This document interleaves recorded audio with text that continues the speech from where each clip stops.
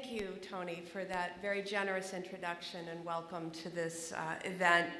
It is really my privilege to be with all of you today, and it is especially humbling to be able to offer a few thoughts in honor of Joanne Alter.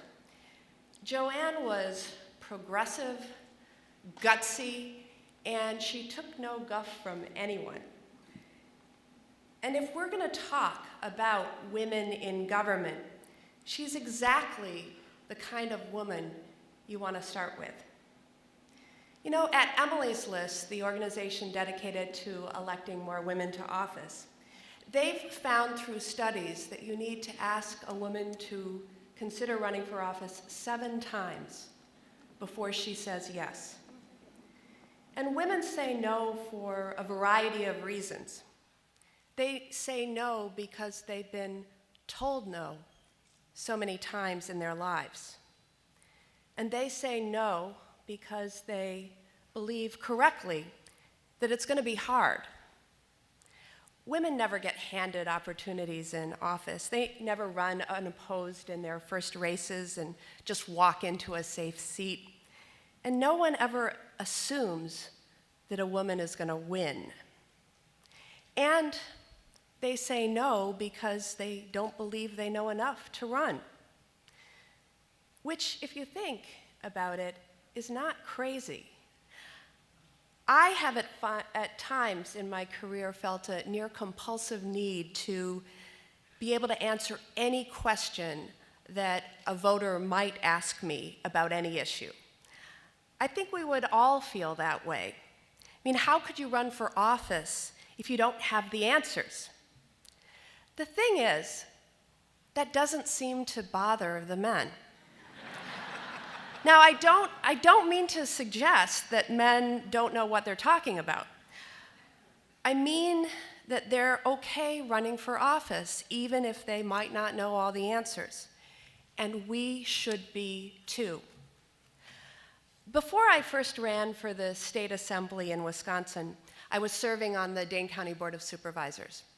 I was 29 years old, and I was surprised, maybe even shocked, when my state representative took me aside and said that he was going to run for higher office and that I should run for his state assembly seat.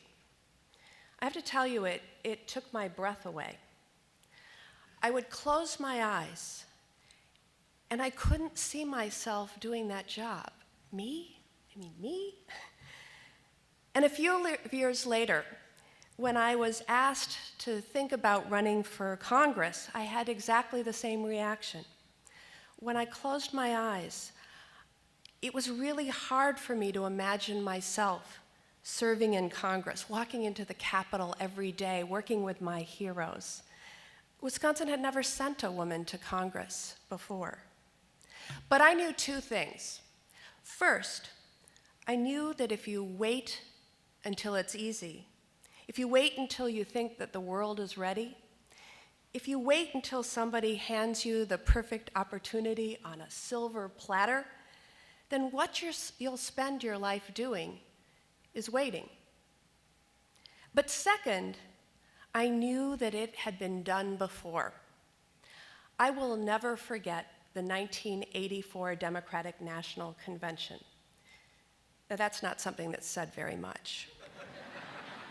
I had just graduated from Smith College in Massachusetts, just a few miles away from Joanne Alter's alma mater of Mount Holyoke.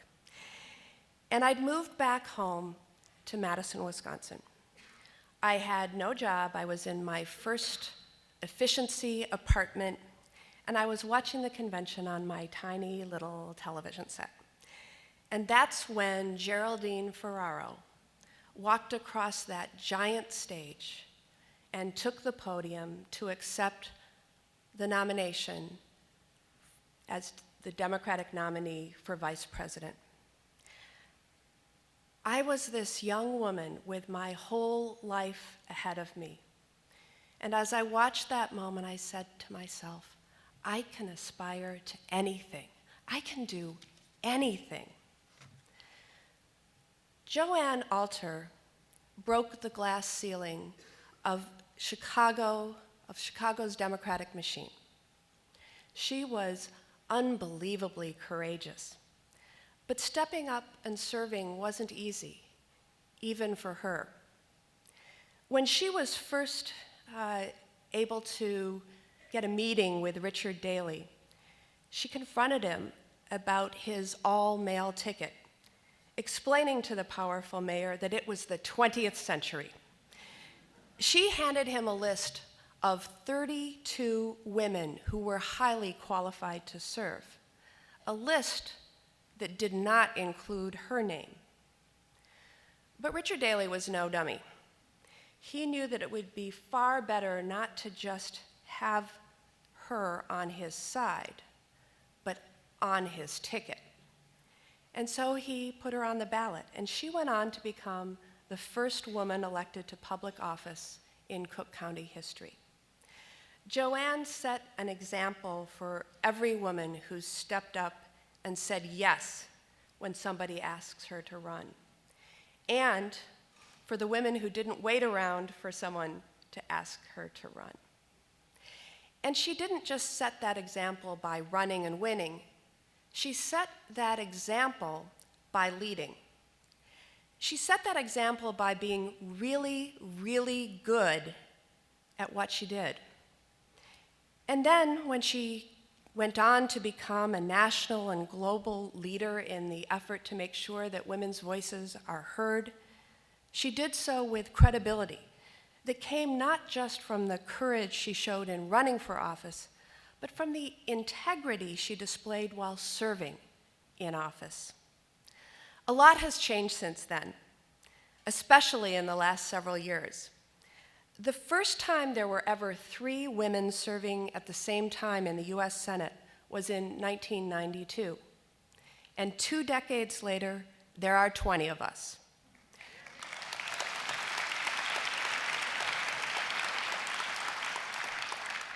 Women are running out of glass ceilings to break. Yes, there's that one really big glass ceiling that's still in place, but that's really another speech. And you know, when John Kerry became Secretary of State, I imagine that there were some young girls who were surprised that men were even allowed to do that job. But the point isn't just electing women. The point is our service. And if we're going to do ourselves and the greater cause of women's representation, we're going to do ourselves and the greater cause of women's service a disservice if we end the movie with a montage of election night celebrations. 20 women in the Senate means something. Yes, they had to add more stalls in the Senate ladies' room. And yes, we don't have the same problem over in the House where they make decisions about so-called women's issues without having any women's voices being heard. But I'm talking about something more. I'm talking about the way women do the job of making decisions about our country's future. I'm talking about what happens to our democracy when women's voices matter. About 20 years ago, I heard a speech by Kathleen Hall Jamieson, the renowned communications professor at the Annenberg School. She was giving a speech at a National Women's Political Caucus conference. And she was talking about the language of politics, the metaphors we use to talk about it.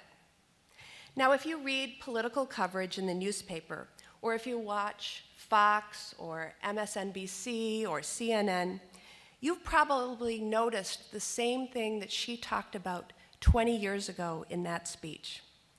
Everything in politics is discussed in terms of 2 things: war and sports. Everything's a battle. A harsh negative ad is going nuclear. After a scandal, there are casualties. Or alternatively, they talk about putting points on the board, or how we really need to move the ball down the field, or how a candidate really needs to hit a home run.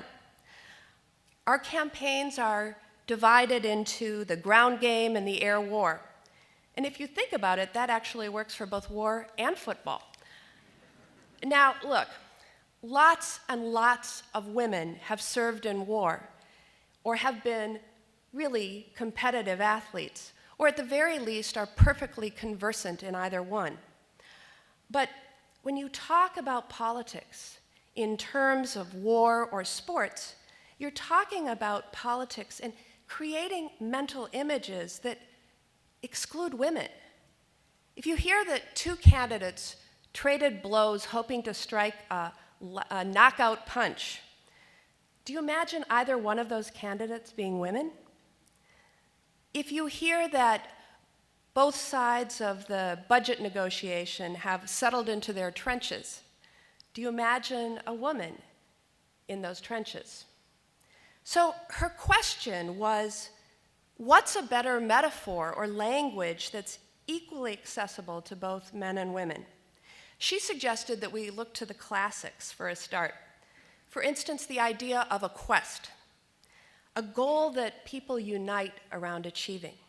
And it's appealing for two reasons. First, women go on quests too. But second, isn't it just a more productive way to talk about politics and the art of governing? Wouldn't we rather be on a quest together than be at war with each other? I've often thought about that speech in my own career. It's certainly a good reminder to watch for those extraneous war metaphors in a press release, although the occasional "she's fighting for you" is almost impossible to avoid. But I've come to think that there's another kind of language that you hear much more of when women are in the conversation, and that's the language of responsibility. Now, I don't know that women are inherently more responsible than men, but I do believe that women tend to take responsibility because so often they're just handed responsibility. I would bet that everyone here knows a woman who's taking care not of her elderly parents, but her husband's elderly parents. I would bet that everyone here knows a woman who's worked in an office and has a set of duties that go well beyond her job description. And I would hazard a guess that the majority of Americans list a woman as their emergency contact. Now, how our society came to be this way, well, that's yet another speech. But it is that way. And the idea of responsibility is deeply ingrained in a perspective that only women can really bring to the table. I think talking about politics through the lens of responsibility is a way to get better outcomes. We are at our best when we are taking responsibility, whether it's cleaning up after a storm or coming together to address the big challenges that could otherwise simply be left to the next generation. Being responsible for something often means coming to terms with the fact that even if you can't achieve a perfect solution, that doesn't let you off the hook for coming up with a possible solution and the best possible solution. And when it comes to our politics, it means that you don't walk away from the table when people are counting on you to get something done. We all spend a lot of time together, the 20 women in the Senate, and we don't always agree. You know, I'm a pretty progressive senator. Someone like my fellow freshman senator, Deb Fisher from Nebraska, well, she's a pretty conservative senator. And we could find a lot to argue about if we wanted to. But at the end of the day, I think the both of us, well, in fact, all 20 of us, have a very strong sense of responsibility to our jobs, responsibility to the people who put us in them, so we don't choose to fight. If you've ever been in a group of women working on something together in an office or wherever, the dynamic is probably pretty familiar to you. Sharp disagreements, sure. But there are basic unspoken ground rules in place about respect, about staying focused on the task, and about leaving egos at the door. Not only does that help us build stronger working relationships with each other, I think it pretty clearly leads to better public policy. I mean, civility is great for its own sake, and I think we'd all be less frustrated with Washington if there were more of it. But the point is to get something done.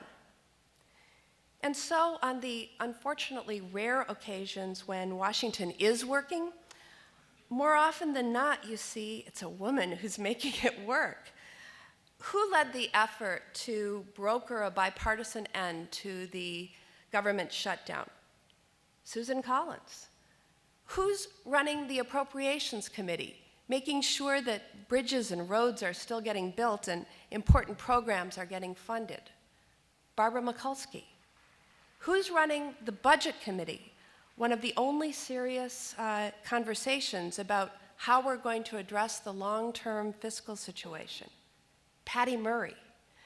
Who's running the Agriculture Committee, working to pass a bipartisan farm bill to keep our farmers and ranchers secure and making sure that kids in America don't go to bed hungry?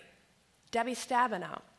Who's running the Environment and Public Works Committee, the one place in Washington where they're actually working on real solutions to climate change? Barbara Boxer. I have to tell you, it's a tremendous privilege to be a public servant. It's a special privilege to be the first woman elected to the Senate from my state. But the best part for me is that I get to be a woman in the Senate at a time when there's so many incredible other women in the Senate to work with and to learn from and to look up to. Having 20 women in the Senate is a constant reminder of why we need more women in politics. But it's also why we need more Latinos and more African Americans and more Asian Americans and more Native Americans. And it's why we need more 20-somethings and more retirees. And it's why we need more people who grew up poor or more people who are still struggling to get by. And it's why we need more science teachers, more hardware store owners, more software developers, and more poets. Every group of Americans has something to offer, something unique, something important to bring to the debate, especially groups that have been historically underrepresented and excluded from politics. But we only got to 20 women in the Senate because we started with one. Women wouldn't have broken through all of these glass ceilings over the years if pioneers like Joanne Alter hadn't given us the playbook. Oops, that's another sports metaphor. And this brings me to one of the glass ceilings that I had the honor of breaking, that of being the first openly gay US Senator. You know, when I was a freshman in the House of Representatives, I spoke at the Millennium March on Washington. This was back in 2000. And I said in my speech that if you dream of a world in which you can put your partner's picture on your desk, then put your partner's picture on your desk, and you will live in such a world. And if you dream of a world where you can hold your partner's hand while walking down the street, well, hold her hand, and you will live in such a world. And if you dream of a world where there are more openly gay and lesbian elected officials, then run for office, and you will live in such a world. I didn't run to make history. I ran to make a difference in people's lives. I ran to help create good jobs and help families build economic security and help give everyone a fair shot at success.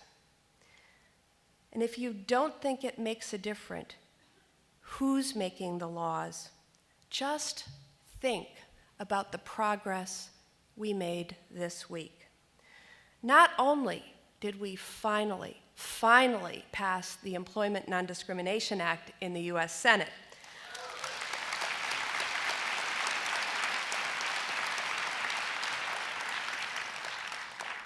But Illinois became the latest state to pass marriage equality and make it a reality.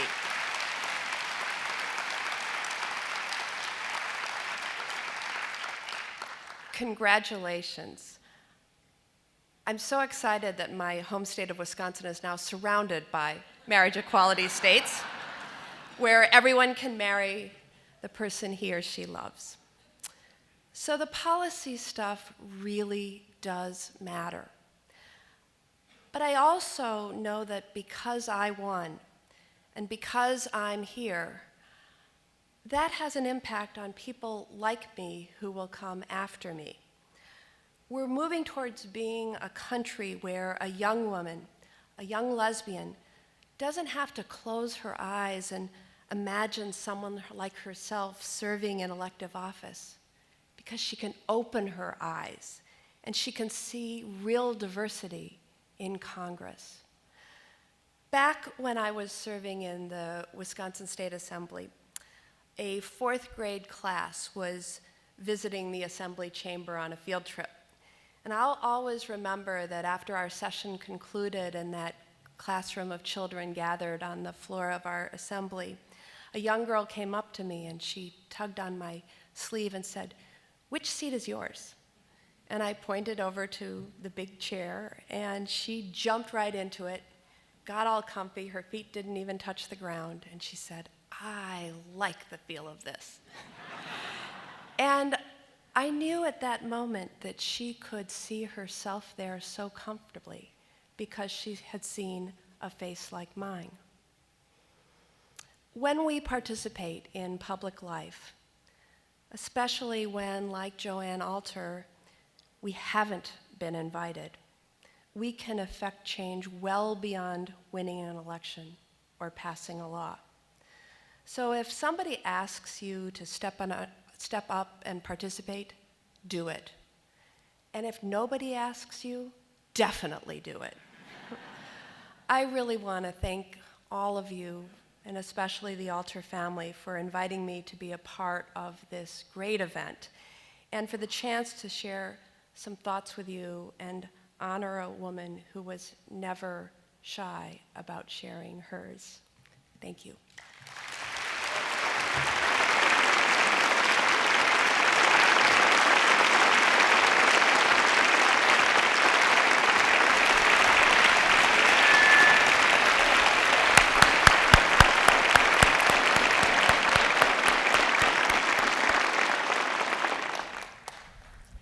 Thank you, Senator Baldwin. We have some questions. Doug, would you do me a favor? Would you come and stand right here? I have some questions that have been submitted that we would like the senator to respond to. And if you have more, please catch Doug right here and he will get them to me. Okay? Senator Baldwin, was there any particular issue that moved you to consider public service? And what current issues do you think inspire young people? The issue, more than any, that got me engaged in the first place was the issue of health care. Partly due to my own family's experience with it. You said in your introduction, you mentioned to everyone that I was raised by my maternal grandparents. And they had a family health insurance policy. And I had a very significant childhood illness, hospitalized for 3 months. And at some point during that, my grandfather was told that his family insurance policy didn't cover grandchildren. It's just not in the definition of dependents. And that was the first problem, because it was an expensive illness. But the second was that then I was labeled as a child with a pre-existing health condition. And so try as they might, they couldn't find any insurance to cover me at any cost until I was in college and got into a group plan. And I grew up believing that that was wrong, that no grandparents or parents should worry about a loved one, that we shouldn't be in a country that had such vast numbers of people who were uninsured. And that's actually what brought me to county government at a time when our county had a big role in healthcare for the indigent. And it sort of kept me going. And we're still not there yet, but it is a passion of mine. I would say also, not to be too long-winded in the answer of the question, but when I was elected to the Dane County Board, it was in 1986, and it was when the AIDS epidemic was beginning to have a much bigger impact in the Midwest. And in Dane County, we were actually getting our first cases of HIV and AIDS as many individuals moved home. And as a young out lesbian in politics, passionate about healthcare, that was an actual issue that brought all of my political passions together at the same time, and realizing a healthcare system that in some cases was failing a group, the role that marginalization and isolation and discrimination played in a response to the epidemic, and it gave me a chance to take a really early leadership role as a young elected official that changed my life. How did attending a women's college prepare you for your future in politics? It's a really, really interesting experience for me. I think there was a number of things at Smith that were incredibly valuable to me. I compared notes a lot with some of my high school friends who ended up at co-ed colleges. And a couple of them actually were in neighboring schools.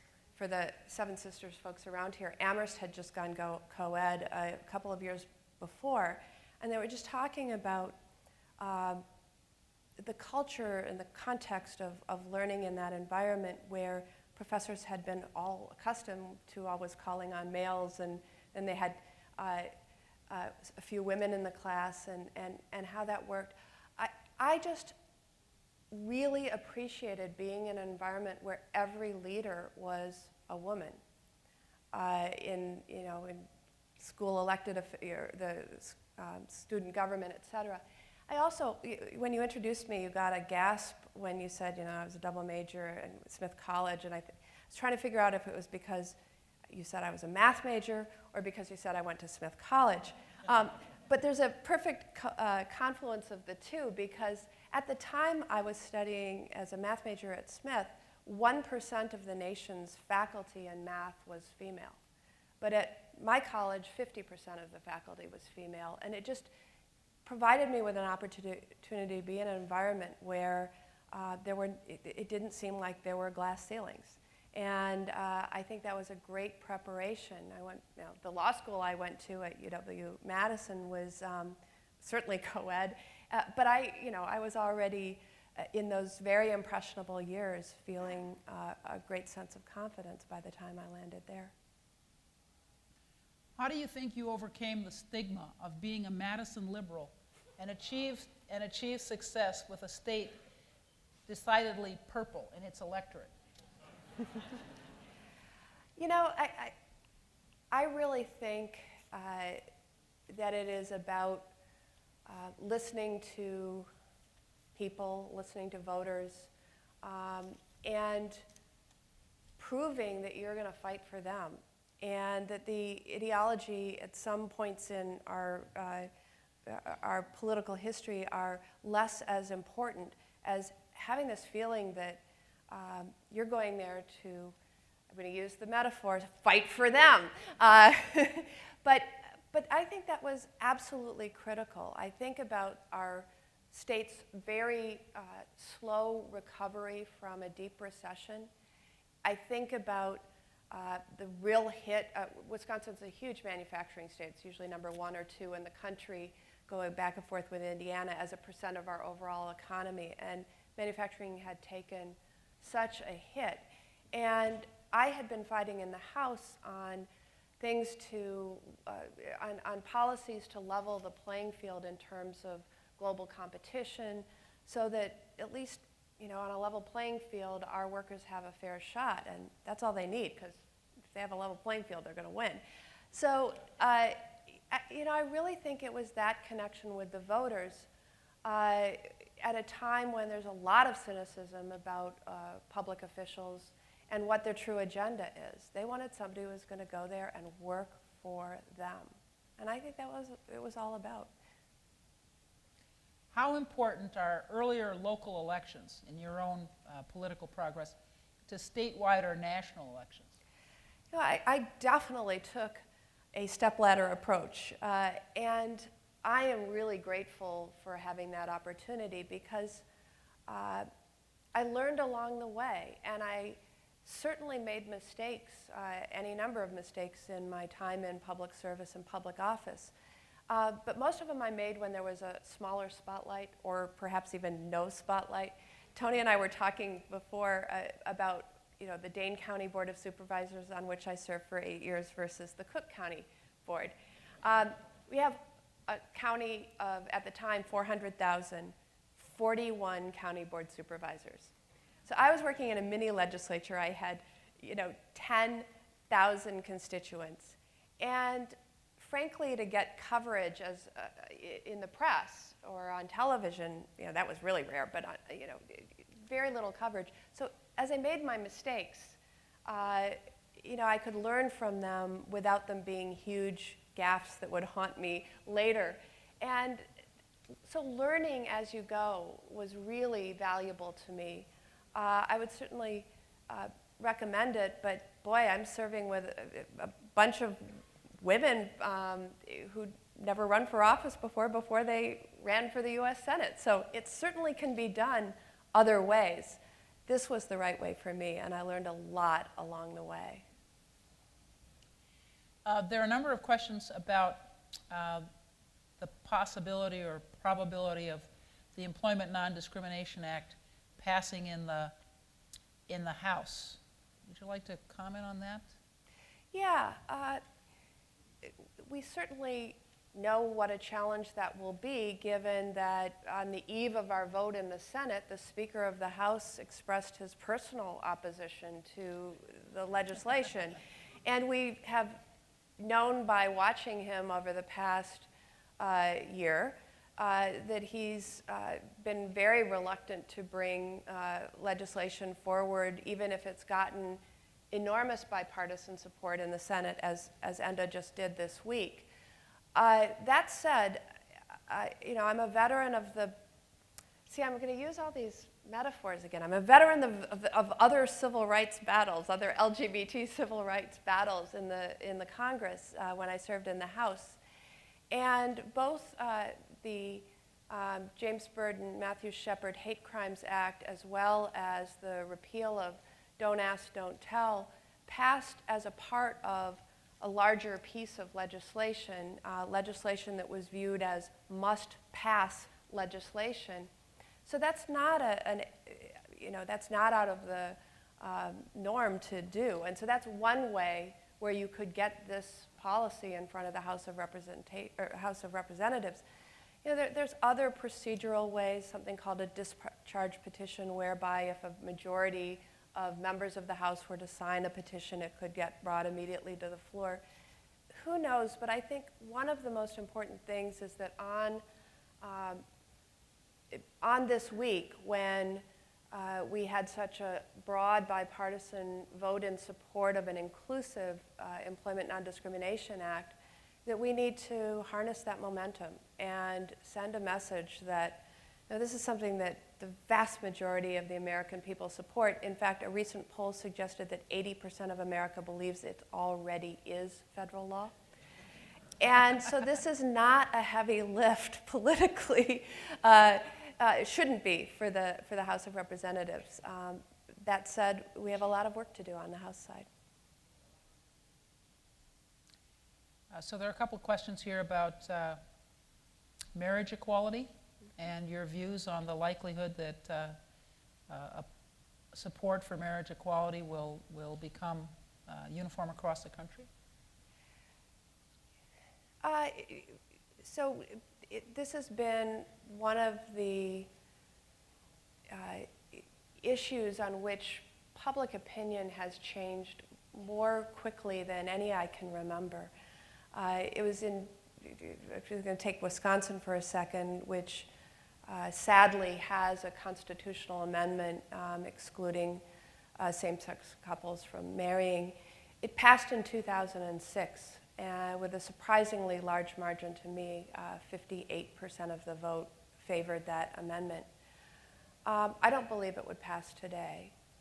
And if you think about that, that's only 7 years. Some polls have suggested that about 2% of the American public changes its mind on this issue per year. If that, the math is accurate, we would overwhelmingly defeat an amendment like that today in Wisconsin. So this is an area where, it's breathtaking the way people have reconsidered the issue. And I think, just like all great strides forward in the civil rights realm, it so often comes from people having neighbors, having friends, having coworkers, having relatives who come out to them as individuals, who come out to them as families, that have led to these changes in views. In terms of the political efforts to achieve marriage equality, I really have to, again, congratulate Illinois because it was done legislatively, and it's only a minority of the states that now have marriage equality, where it actually went through the legislative process, sort of reflecting the will of the people, versus something that a state Supreme Court had decided. And again, reflecting a positive direction on this issue. How soon there will be uniform embracing of marriage equality? We have an interesting country, and change doesn't meet all corners of our country at the same time. And I was actually having a conversation yesterday about, how for some young people, they can't believe a time when, people weren't talking about marriage equality, or where gay and lesbian, transgender, bisexual people were being discriminated against. It's foreign to them. They accept each other. But you don't have to drive that far from Chicago to find a community where it's not tolerant, it's not hospitable for a young girl or boy to come out, where they might face danger, where they might face harassment. It won't come evenly across America, but it won't come if we don't push for it. This is from a person who just heard Kirsten Gillibrand, who is the senator from New York, speak at the Personal PAC luncheon earlier this week. Yep. She spoke about the issue of sexual assault in the military. What's your thoughts on this issue? It's epidemic in the military, and yet we've always known that sexual assault is significantly underreported in the general population. It is even more significantly underreported in the military. And more studies are coming out to suggest we're talking in the tens of thousands of assaults per year in the military. And again, a small fraction reported, a fraction of that fraction prosecuted.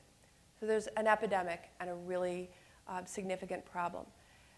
I want to just start with the positive developments politically on this issue, because I know a lot of people go to the fact that there's a conflict brewing about what we should do, and I'll get to what my colleague, Senator Gillibrand, is doing on this. But I have to say the presence of 5 women on the Senate Armed Services Committee has changed this debate in the last year like you wouldn't believe.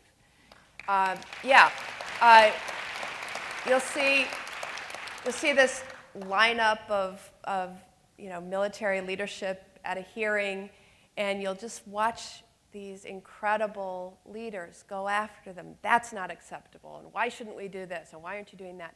So the positive development that I would share is that in the National Defense Authorization Bill that we're about to start debating on the Senate floor, we are going to see more important policy embedded in that than we've ever seen before. We're going to take a huge leap forward.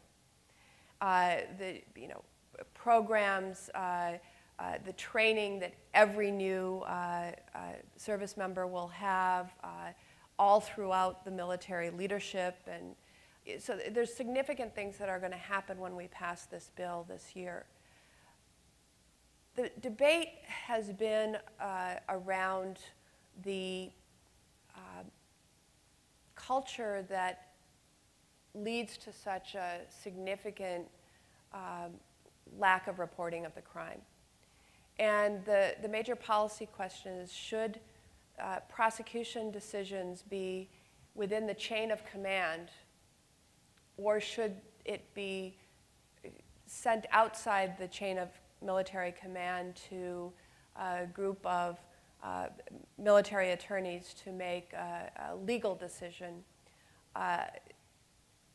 And I am a co-author, or not co-author, a co-sponsor of Senator Gillibrand's legislation that would take it out of the chain of command. So I've aligned myself with her views on this topic. But really, the focus that she has, and I think I would say that the people who support the alternative are still looking at how do we get these crimes reported. And what we have to do is be willing to work together to make sure that that happens. So if we get an opportunity, and I hope we do, to vote on Senator Gillibrand's amendment, that she'll put her bill into an amendment form and offer it to the Defense Authorization Bill, I will be supporting her.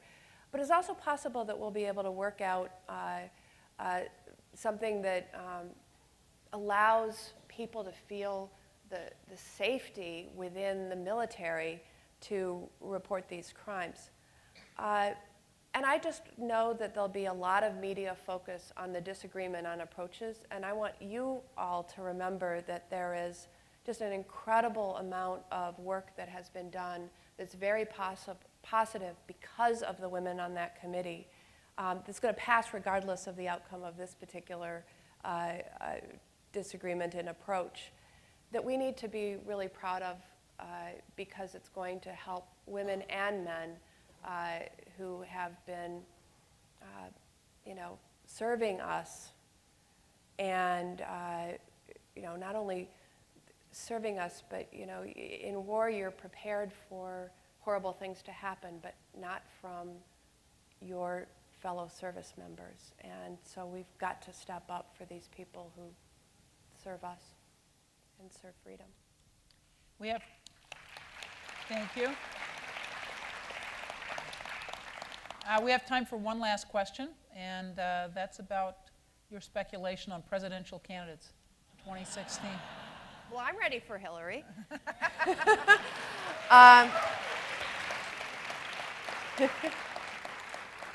But as I said in my formal remarks, that's a whole other speech. No, I'm very excited about the prospects in the 2016 race, and as I said, I really am ready for Hillary, and excited about the possibility of breaking that one last big glass ceiling. But it's going to be a long journey between now and then, and she, of course, hasn't made any public pronouncements yet. Sitting in a body that has been long reputed to have roughly 90 to 95 people who aspire to be president. And by the way, I'm not one of them. I'm a legislator and really happy to be in the Senate. But that's always sort of fun, is watching the jockeying around of your colleagues. And when I get the honor of presiding over the Senate, as I do every week, watching some of the positioning among folks whose names are being bantied around as prospects, it's going to be an exciting time. And I hope that as we move into that election cycle, I hope, first of all, it doesn't start too soon, because we got a lot of work to do before we get into the middle of 2016 presidential politics. But I also hope that maybe we do hear a different tone, as I suggested in my remarks, that isn't about the fight and the competition that leaves voters so alienated because they're spectators, not participants, but creates a language where we all, you know, in a government of, by, and for the people, see our own roles in making a difference. Thank you all. Thank you, Toni.